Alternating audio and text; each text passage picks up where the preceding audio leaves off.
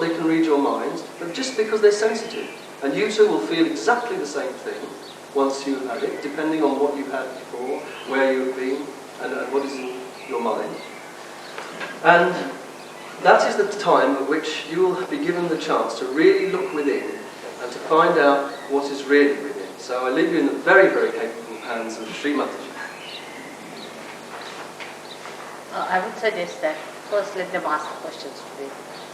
So I keep myself there. If you have any questions, it's better to ask me first, so that your mind is at rest.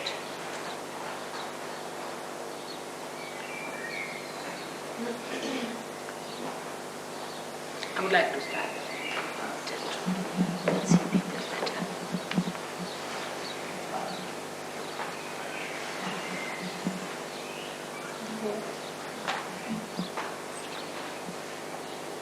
Am I better here or on the ground?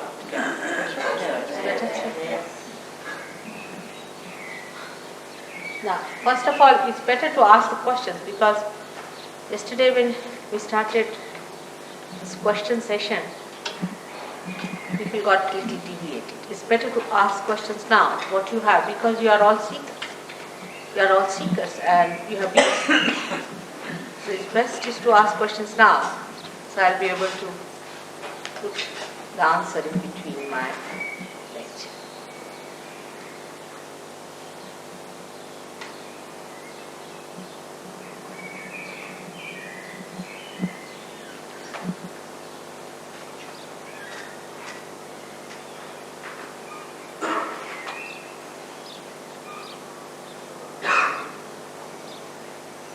Are you better today? I'm asking you. Huh? I'll again see you today.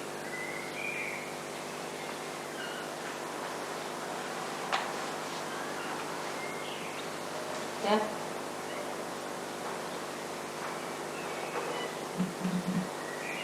No questions? Oh.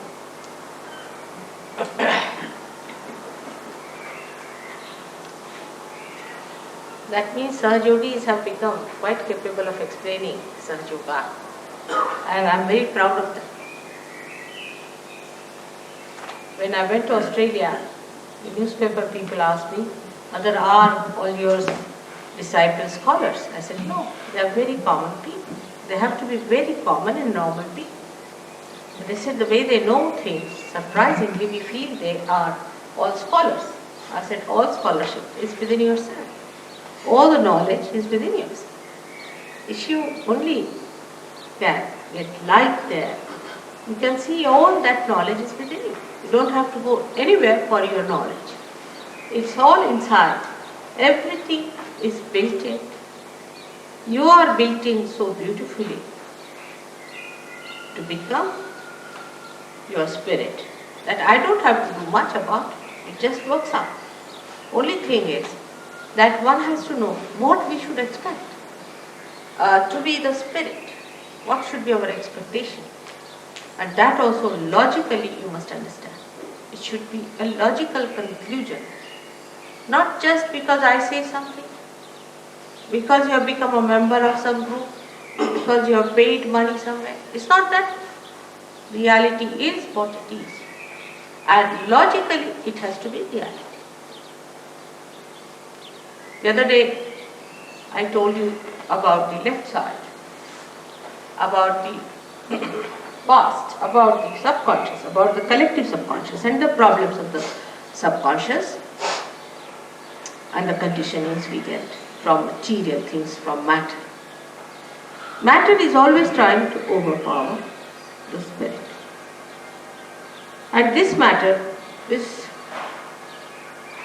overpowering us because we come from matter to begin with. But how does the spirit come out of it? What happens that we become the spirit? People have talked about self-realization. So many people have talked about second birth. Everyone has said that you have to be born again. There are many people who go about saying, "I am twice born," self-certified. You can find all kinds of people in this world who are knowing that something has to happen, some breakthrough has to take place, something we have to see. Imagine at the time of Christ, there were not so many people who were sick. Nobody could talk to the disciples also much. They were just ordinary fishermen, very simple people. But today is the time when you find so many of seekers all over the world. Seeking what? What are you seeking? The seeking is of your spirit. Now this is also a very vague term to say you are seeking your spirit. Now what is this spirit supposed to be? And why should we seek this spirit? In our evolution, we are human beings. Our awareness is that of human beings. And this awareness of human beings is not the ultimate. If it was, we would not have been seeking. It's not the end of it. We have to reach at a point where something more has to happen. Now how do we approach the subject logically? In our evolution, what has happened to us? We were animals, from there we became human beings. What is so special about human beings compared to animals? In the awareness of man, there is a new dimension. For example, you can take a horse through a dirty lane, he doesn't feel anything, the dirt or filth or beauty, colors, nothing. Makes no difference.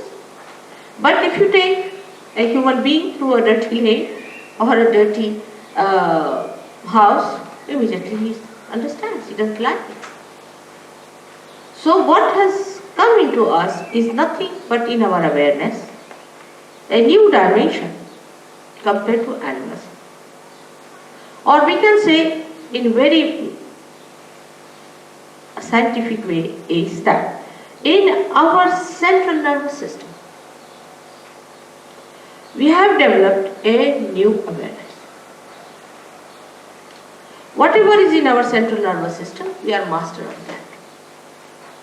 Supposing I feel this is hot, everybody will feel this is hot. If I say this is the color of this particular bird, everybody will say the same thing. So whatever is the awareness of one human being, awareness, I am saying, not the myth, not the hallucination, but the reality, as far as his organs are concerned, sensory organs are concerned, or is just the same. A person who feels hot does not say that he feels cold. Not the other one will come and say it is cold. They all will say it is hot. So, one thing is there, the truth is one, it cannot be two. And that whatever has to happen now in our evolution has to be in our awareness. Like a fish became a turtle. If a fish became a turtle, what happened to him? It is in the awareness of the turtle, it started feeling the Mother Earth. It lost something that fish had and it started feeling something. In the same way, in our evolution, if something has to happen, we have to be something more in awareness, more dynamic. For this, we can take help from the writings of so many people. For example, we can consider Jung as one of them who has talked about. Jung has said,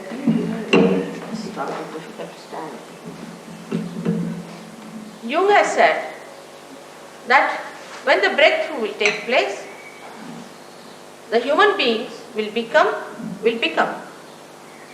collectively conscious, will become.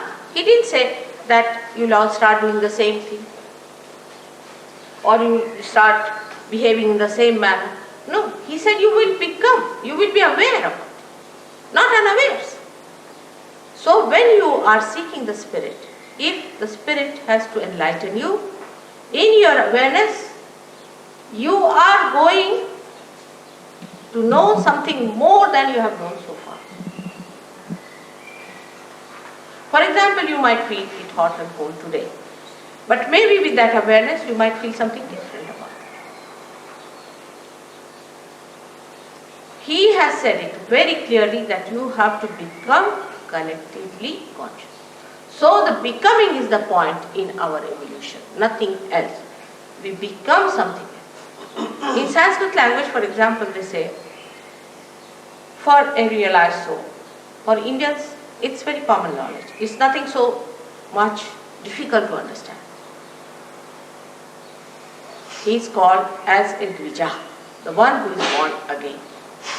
And also a bird is called as a Dvija, because a bird is born first as an egg, and then it grows, matures, and then suddenly it becomes a bird. And that is the parallel of realization. You also know that on the Easter day, we give eggs. It has the same symbol, that we are eggs and we have to become the birds. So just now, at this stage, when we are human beings, we are just limited like an egg to grow up to a point where you can become the bird. All other sort of things people talk of is not the realization. Like, I may say that, alright, if I mesmerize you very well, I can give you bottles and you might start sucking the bottles just casually. Even knowing that you are doing something funny, you are doing it.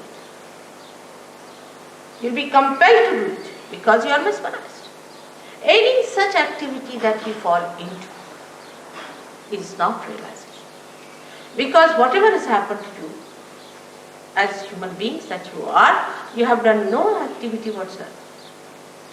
We didn't cut our tails as monkeys to become human beings. It has happened spontaneously like a flower becoming a fruit. It's a living process. One does not realize that whatever has to happen to you is a living process, it's not a dead process.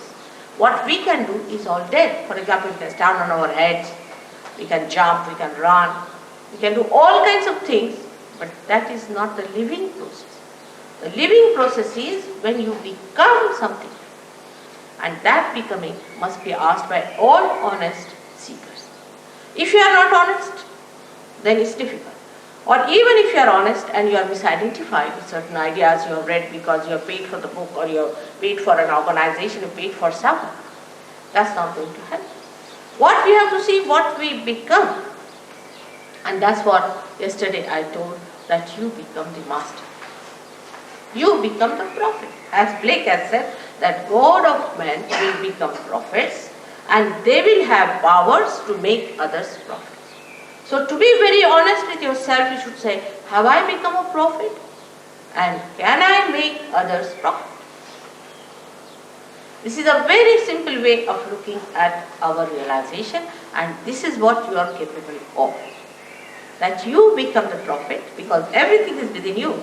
The whole machinery is within you. You are like a computer. You are just to be put to the mains if you start working. You have to just become that. And if you do not become that, then all other things, forming an organization and any such thing is of no use, is of no value, is all, I can say, misguidance. What have you got yourself? Supposing, if Ray has to say something, oh, mother saw a light and this happened and that happened, she has these powers, those powers, it's all useless. What is it to you? I may be the king of anything, so what does it matter to you? What has become of you is the important thing, and for that becoming, if I say there is everything placed within you, I have to prove it, that's all. This knowledge is not unknown to us, actually. It's all being described from the time of Moses. Like he says, the tree of fire. Now what is the tree of fire? Nobody knows. they just say there was tree of fire. But if you see the Kundalini completely enlightened, if you can see, it really looks like a tree of fire. And then it is said also in the Bible that I will appear before you like tongues of flames. Now what is that? No one explains, nobody knows. These tongues of flames are nothing but these centers when they are enlightened. You see them just like tongues of flames. But you need not see them. Because when you are outside the pavilion, you can see the pavilion. When you are inside, you don't see, you just see the hall. And that is why one should understand that it is not what we think should happen, but it is what will happen actually we should accept. So first we should get rid of our misidentifications with our ideas. That this will happen, that will happen, and this should happen, I should see a light, I should fly in the air. There are many people who are paying money to fly in the air. I mean, it's absurd. Why do you want to fly in the air? I don't understand. They are paying much more money than they can for that than they would have to pay to go around the whole world. I really tell you, by plane if you travel, it won't be so expensive as you are paying for this flying business, this flying squad business. And what is that? We have to understand. What is that? When we go for this flying, what are we getting into? And this method of mesmerism is so subtle that you cannot understand. You just go on into it. Like the same flying squad business. We had a gentleman who was the director of the academy, down with epilepsy, his wife down with epilepsy, the child down with epilepsy. And they all came down to me, they lost their houses, they lost everything, penniless. This is what has happened to the flying of the whole Jew. Now, one must realize that you cannot pay for your evolution. You cannot pay. It's very simple to understand. As I told you yesterday, that if you pay to this flower, will it become a fruit? It's a living process for which we cannot pay. It doesn't understand money. Living processes do not understand money. I have not known any human being, supposing he is suffering from indigestion, he puts some money there saying that now I pay you my stomach, now will you digest my food. Do we do that? In the same way, it is the highest of highest living processes for which you cannot pay. It's a very subtle thing to understand for human beings, because they believe that for everything one has to pay, otherwise it doesn't work out. You see, you go to a machine, you want to have a good, say, machine, you must pay, which works. You see, it doesn't work, you can have free. But the one that works, we have to pay. Any motor car is free means it's all a junk. You can't have it. You will have to pay to take it to the junk shop. So it is always in the minds of human beings that one has to pay. And this is very wrong, that you cannot pay. I am talking of the processes which are beyond human. The human beings are not doing it. For example, we cannot transform a flower into fruit. The living process itself is beyond human reach. But when you become a superhuman, you can handle that. And this should happen to you. If it does not happen to you, all the rest of the things are wrong. I am telling you with great concern, because the people who are in the market, who are selling goods, are doing it very well.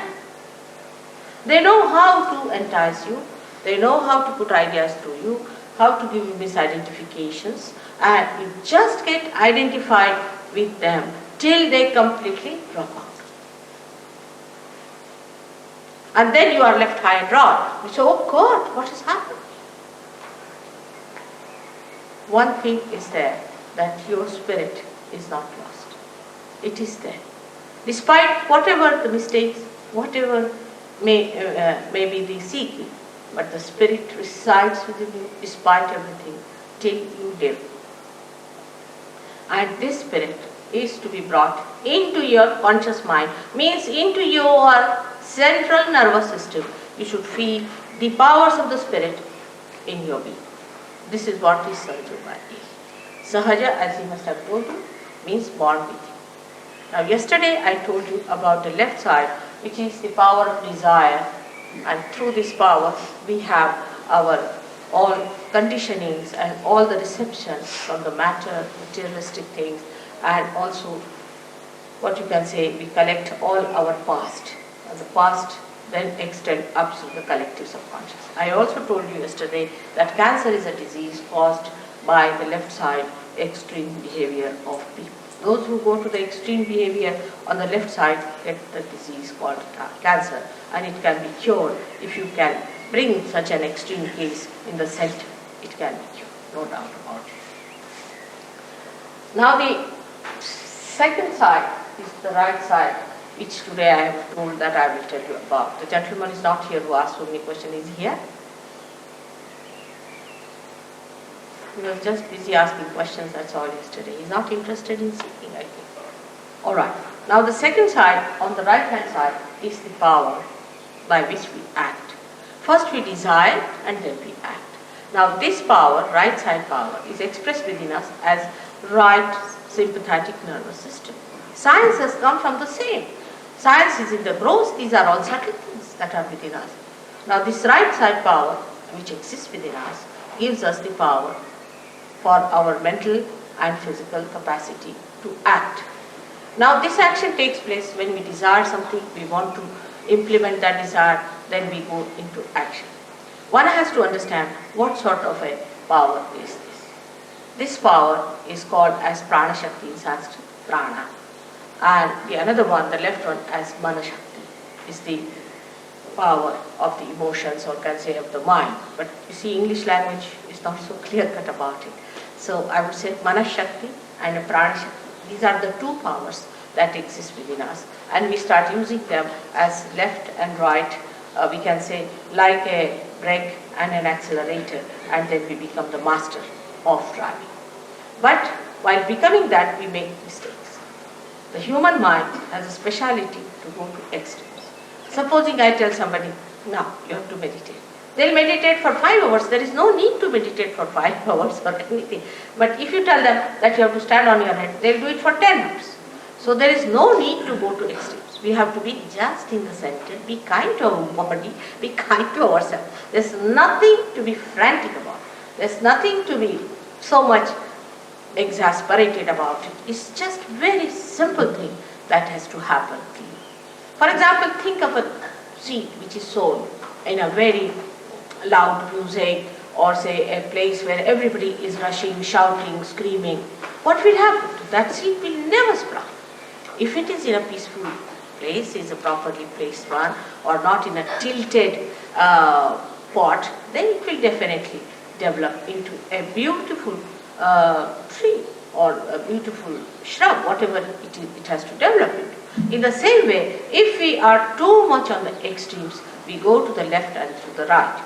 Now going to the left, I told you yesterday what happens, that all these things like hypnosis and ESPs and most of these gurus try these tricks, you see, like they just make you hypnotized and people become absolutely mad over the guru. Oh, he's our guru, and they behave just like absolutely people without any brains. So I feel nice with it. The reason is that you feel there's a sort of a sense of security built in this gentleman, and if I'm following him, see, he's going to heaven and I'm going with him to heaven. It doesn't happen like that. You have to individually go into heaven yourself, and you have to become your own guru, and you have to know everything about it. It's not that anybody can put a trailer behind and put some people into it and say, now come along, I'm going to heaven. Most of these people are really going to hell, and you will follow them very fast. So it is never so, believe me, that anybody who says that following a certain guru will go to heaven is absolutely wrong. You must follow in the principle. And every guru who is a real guru will always tell you that you have to become something. He will never just say, all right, you've given me the money, all right, you are the member, now you are my child. Now you are my disciple, and I give you my love. Let's have love. Where is the love? And give more money, give me Rolls Royces, give me this, give me that. And life mad, we are doing it, thinking that we can exchange this. Now, as we are seekers, we have every right to find our spirits. And we are not to be deluded by any such tricks and pranks of these people, or I would say very sinister methods that they are employing. Not only to deceive you for money. I don't mind there are smugglers, let them have money what they want to have, but they spoil your chances of realization which you do not realize. And once they are spoiled, it's very difficult to give a realization. And if you do not really positively work it out, it's going to be an impossible situation. I've seen people who have suffered on account of this. Now this action within us acts for our mental and physical capacities on the right hand side. Like we think of the future. Now we're planning, we start. It's planning. Now we must do this tomorrow or day after tomorrow. We have to do it and we start sitting. Now I'll go there and I'll find this and then I'll take a ticket and then I'll go there. I mean, our mind is working for the future. So much so we become absolutely futuristic. To such an extent sometimes I've met people who are futuristic, they even forget their own names. Can you believe it? I mean, they don't even remember their father's name, that's all right, but even their own names they forget. I mean, they are like mad because they don't remember their own names and they don't know where are they, what are they doing. I have met people of that kind who are really sick people because they have become so futuristic now that they do not know anything about their past. Now, this futuristic behavior starts in a society where people always think of the future. What will I do? What am I to do tomorrow? What am I to achieve tomorrow? And all these things when they start doing, their attention goes to the right extreme. Now in this place, we are very dangerously placed.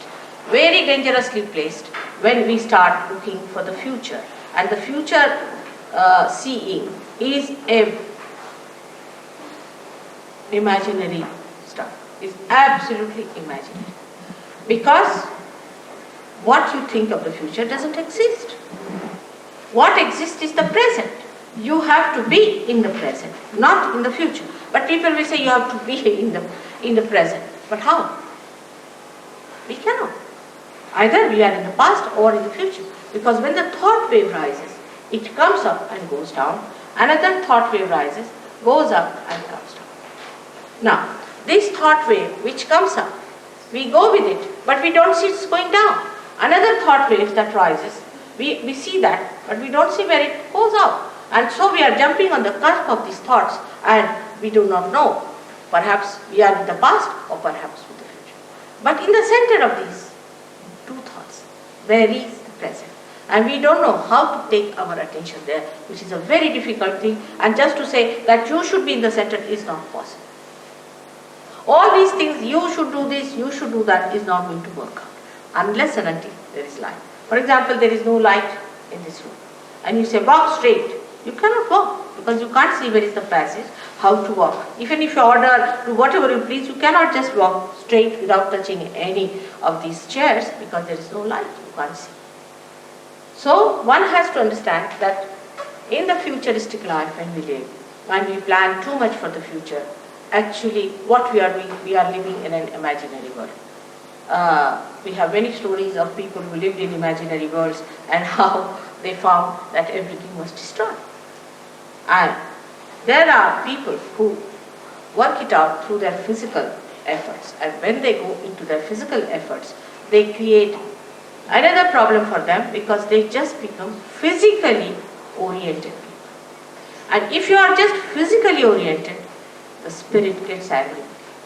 So the right side movement is for the people who are very meticulous, you see what you can call the people who are very particular about the time, and who are very firm about things, who are very dry people, and who are very straight and they won't tolerate any nonsense, that sort of people you see that you find normally, and that sort of people become a headache and they are very boring. You can't just bear their company, they can be very boring people. And they give you big lectures about how to be straightforward and how to walk straight, absolutely. In the nature, nothing is straight.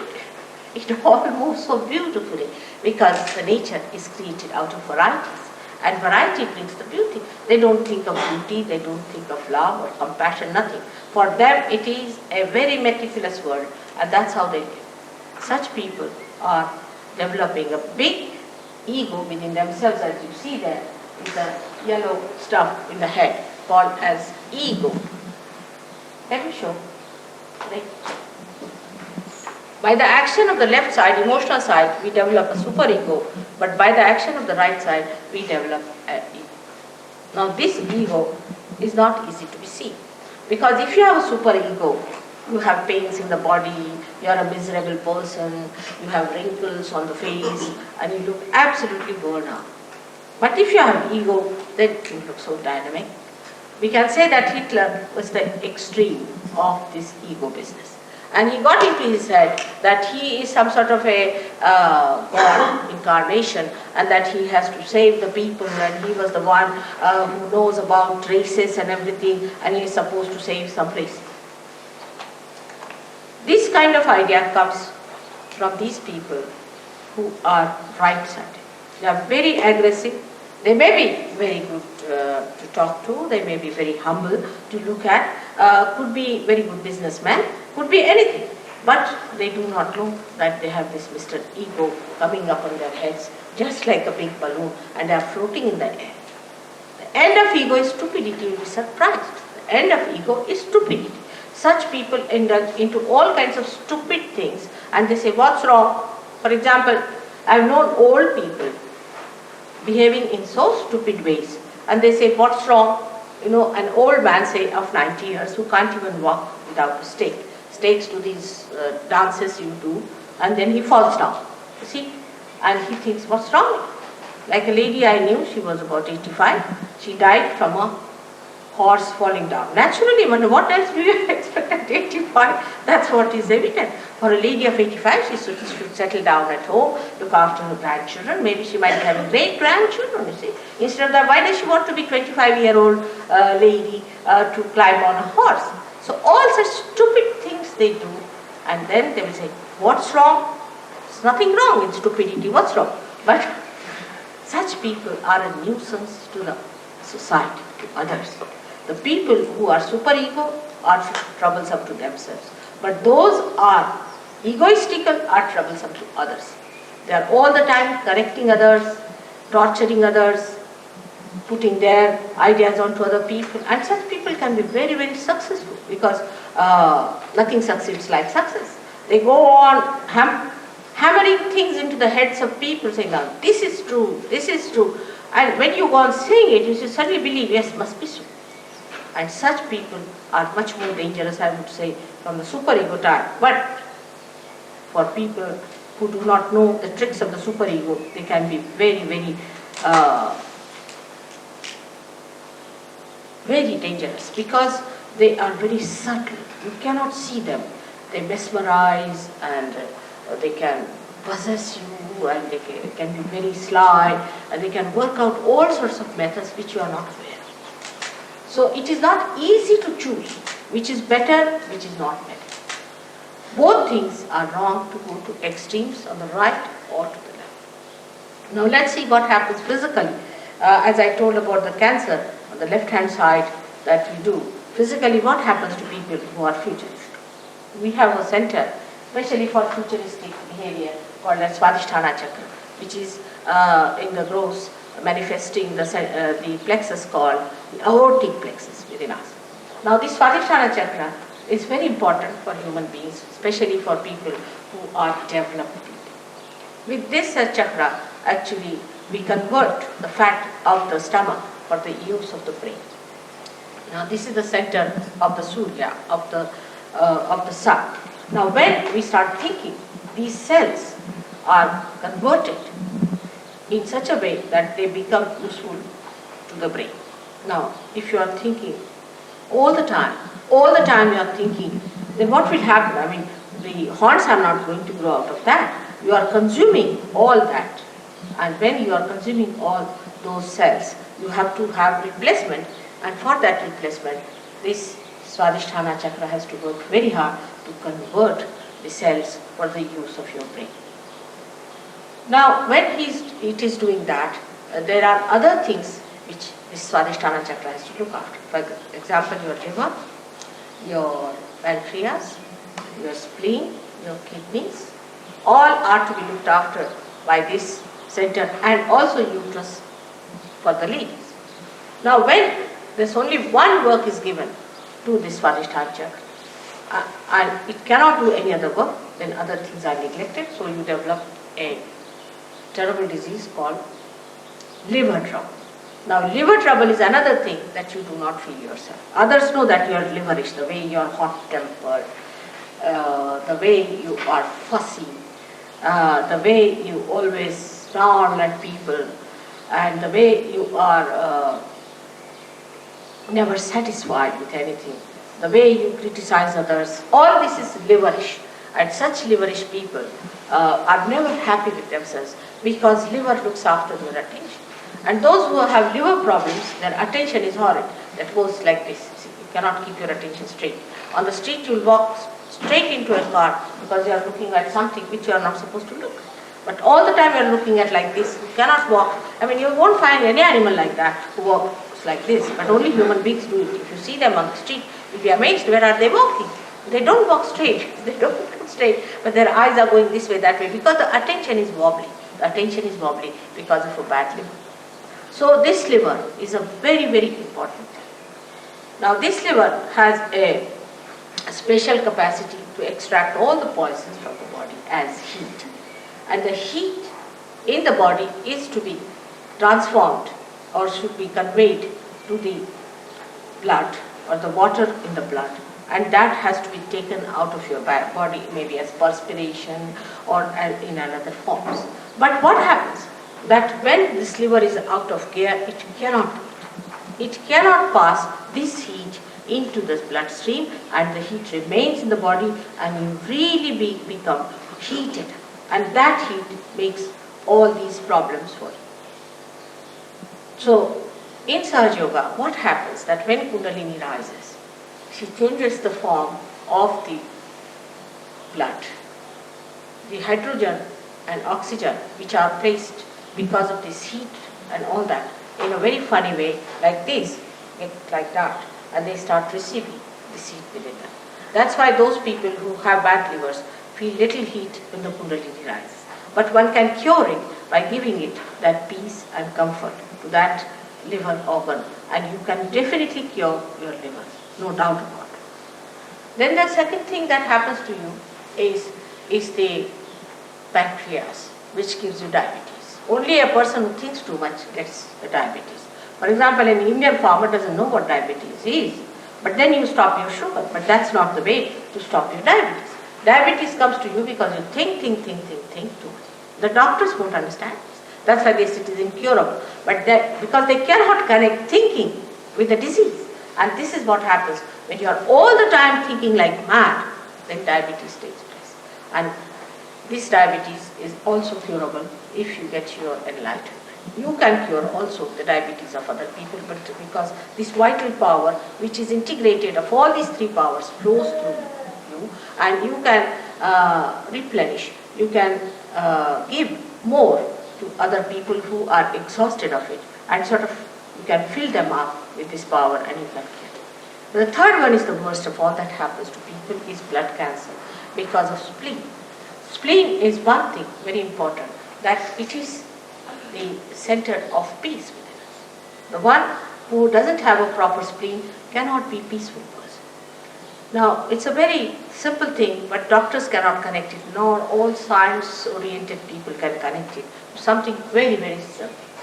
And the simple thing is that when we eat our food, if we are frantic, we are out to get trouble with the spleen, and we can get blood cancer.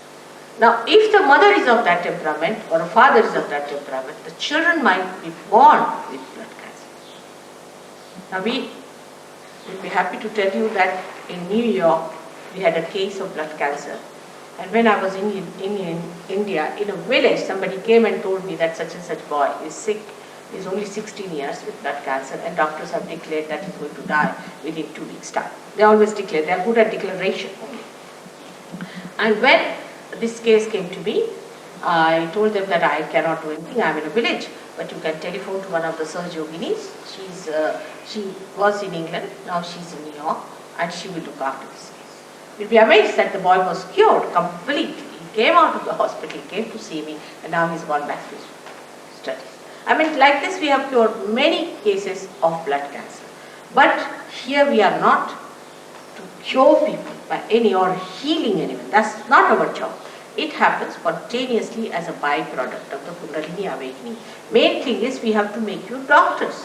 We have to make you knowledgeable people. We have to make you collectively conscious human beings who have to enter into the kingdom of God to reside there in His peace, bliss and joy. Now this trouble of also of kidney, of high blood pressure, all that is due to this. People worry, they are frantic, you see, and this franticness comes to us just as a matter of habit. I have known people, as soon as you say, oh, you have to go by aeroplane or somewhere, suddenly the aeroplane word triggers that frantic. Oh, they get mad. They don't know what they are up to. They will forget their passport, they will forget their luggage, they will forget this, that. Frantic. At the airport if you go, you'll find this left navi, as we call it, the center is, the spleen goes frantic. Now, when you eat your food or do any such work, there is an emergency created and more blood is needed to digest that food. So this spleen, poor thing, works very hard to create that extra amount of blood cells. But at the time you are eating, you are also reading a newspaper. That's the worst thing one should do in the morning. Horrible. You read the newspaper, you are eating the food, the spleen goes off because another emergency comes up. Then you get onto your bicycle with a sandwich in the hand. It's even worse than that. And you are rushing to your work, suddenly you find a big jam on the way, then you are even very badly placed with the situation and you get so frantic and you don't understand. And the person who is in front of you goes on saying, oh, what's wrong with this fellow? Why can't he drive fast? And the same fellow is saying something exactly the same to the another fellow who is going ahead. So this mad race is on, this rat race is on, and if you are eating your food in such a hurry and in such franticness, you develop this trouble which is very dangerous, called as blood cancer, and among young people is very common. Now, the last and not the least is the trouble of the heart. When you pay too much attention to all these outward things, to material things, to your all material advancement, to your physical advancement, and to so much of computerization of your brain, then you neglect the necessary attention to your spirit which resides in your heart. And so the spirit receives. And when the spirit receives, you get a heart attack. Only a person who is right-sided gets a heart attack, and never a person who is a left-sided. I told this to a doctor, and he told surprisingly that in a mental hospital, we never need a cardiogram. We do not need it. They never get a heart attack. A madman never gets a heart attack. Surprisingly, a person who is mad is using his heart, his left side, his emotions, and his heart should go out. But no, his brain goes out. Can you imagine? And the one who uses the brain, his heart goes out. This is the balance created by nature in us. See how cleverly the nature is trying to guide us in the center. Don't go to the extremes. Keep to the center. Keep to the center. And then when you are absolutely in the center, then you get your evolution very quickly. So this is the right side that we have, the futuristic side, and as you know, we are all very futuristic by temperament. This futuristicness cannot be cured by telling, oh, now don't think. You cannot do it. You just cannot do it. If I order you that now you better stop planning, you just can't do it. You can't help it. You have to do that kind of plan. And you find all these plans fail because these plans are not related to the plans of the divine. Divine has some other plans, while you have some other plans. And they never combine together, and that's how you find all your plans fail, and you are just frustrated, left high and dry. You don't understand how it has happened. For your understanding, one has to know that there is a divine power. You may like it or not. all this living work that is done, millions and millions of flowers which are becoming fruits. A seed becoming a tree, a particular seed becomes a particular tree, all the choices that are made, the whole organized way, the chemical acts, the way the chemistry is made of periodic laws, everything you see in this world is all so well organized, there has to be somebody doing it. So there is a divine power which is surrounding us, no doubt about it. But we have not yet felt it, that's all. If you have not felt it, that doesn't mean it doesn't exist. It does exist and it works out. We have seen with our own experience that so many living things are happening, we just take it for granted. We are not bothered. See, in human life itself, a child is to be born. Then a fetus is held in the body. Normally, the law of medical science is this, that anything foreign, if it enters into the body, is thrown out immediately. All the forces are built up to throw it out. But what we find, that when a fetus is built up, the whole system works out to nourish it, to look after it, to really to bother about it. Very carefully, the water is created around it so that it is not disturbed, and every sort of a care is taken by the body to look after the fetus, and when the fetus is ready, it is thrown out. Who does that? Who does that? We must ask these questions to ourselves sometimes. After all, why have we become human beings? What was the need? What was the need? And if we haven't got the answer, that means we are still in transition, and we have to get there where we get the answer. We are made human beings to feel that divine power, to maneuver that divine power, and thus enjoy the bliss of divinity. That divine power is the collective thing. That gives us collectivity. The spirit in our heart is the one which is the collective being within us, which manifests that divine power to flow through us. And that's how, once we are connected to the mains, we start becoming what we are for. Like a machine, once it is put to the mains, it gets its meaning. But this machine, though it is put to the mains, is not aware of the electricity, about my voice, anything. But a human being, when he gets connected with the mains, when he becomes aware, and this is what you must see. When you get realized, you can raise the Kundalini of others. You can give realization to others. Ray himself has done so many. Even in Riyadh he did it. He did it everywhere, wherever he went. He's just like you. He's an engineer. He's just like you. He was just like you. And now you'll be amazed at how much he knows about himself and about us. And a complete change has come, because once you get the spirit, when you get the highest, all these mundane things drop off and you become a master of yourself. No more enslavement of any habits or anything. It just works out beautifully. But one must give a chance to oneself, and one must have patience. The worst part of intelligence, so-called, is that you can make fun of it. That's the easiest way to make fun of everything and get rid of it. In olden times, when they wanted to face the reality, like when Christ came in, they didn't make fun of him. But they did at the time when he was crucified, but they just denied. But now it is not basically a problem. That problem doesn't exist, because to deny it requires more effort. So it's better to make fun. It's stupidity, again, as I said. It's stupidity to make fun of something. Because you are that. You are the spirit. You are the one who has to get it. And if you just know how to make fun, please go and play about with it. All your life will go on, all your lives will go on. What's the use? And if you do not get a realization, in the words of your judgment, you have failed. You have failed, and there is a chance given to you. You can be comforted, and you can be counseled, you can be redeemed, but nobody can make you taste the beauty of your own being, that you have to do it yourself. If you do not want to do it, all right, it's perfectly all right. You are free to do it, do what you like. But if you want to do it, then please stop your guru shopping and wobbling. Stop and see for yourself what you need. It's a serious thing we should have. Unless and until human beings are evolved, none of the problems of the world are going to be solved. None of the problems, take it from me.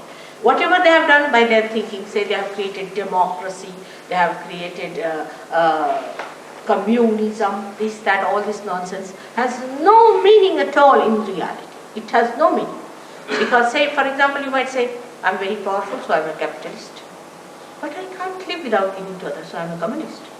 I am a complete capitalist and a complete communist. Everything exists within me. And these ideas are all artificial, that you make some set of people as democratic and some people as this thing. Because as long as they are attached to selfishness, to all these things, they are not going to do any good job out of it. Now, the detachment takes place because you become one with the spirit, which is not attached, which gives you that light, that detachment, from where you can see the whole thing just as a drama going on, and you work it out very well. You become so dynamic that you are amazed at your own dynamism. Apart from that, one has to realize if there is a power which is an all-pervading power, that power itself thinks, organizes, and looks after it. So many things have happened to such yogis. If I have to tell you all about it, you'll be amazed. Amazing things have happened. But Krishna has said very clearly, yoga kshema vahamyaham.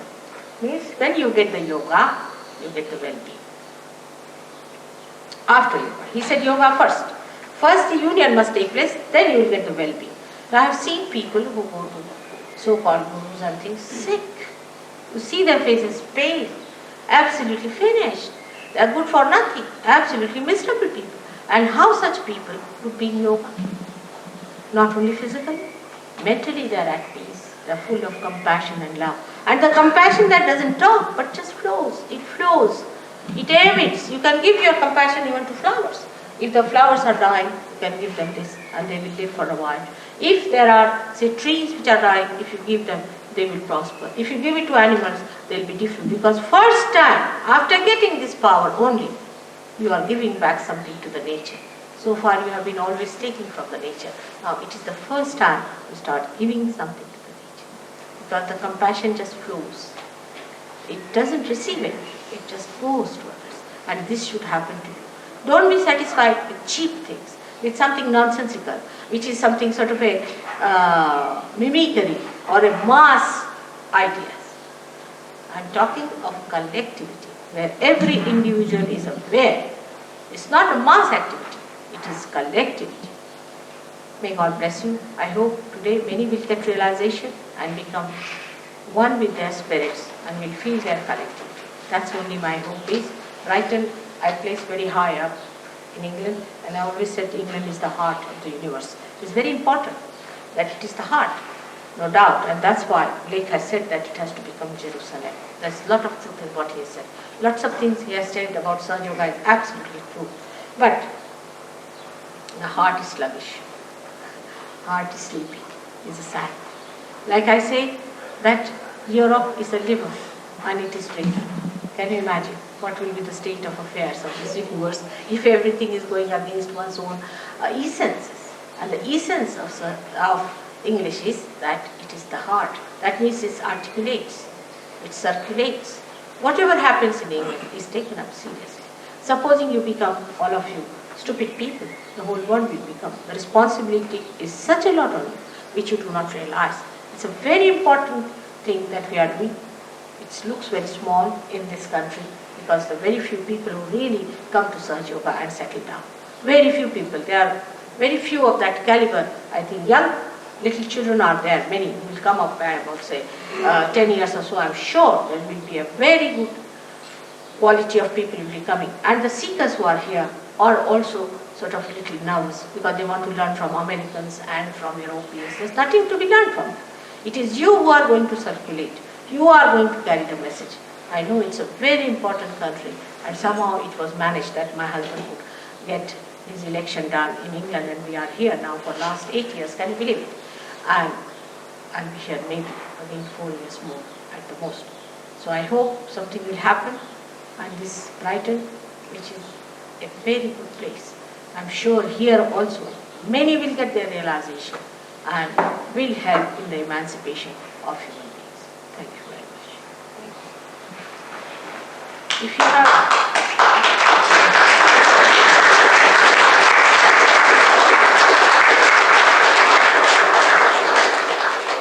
have any questions, you must ask me. In all frankness, I must tell you, I'm your mother. I never feel offended. You ask me a question is important because actually I have no question. You have to ask me. I have no question at all.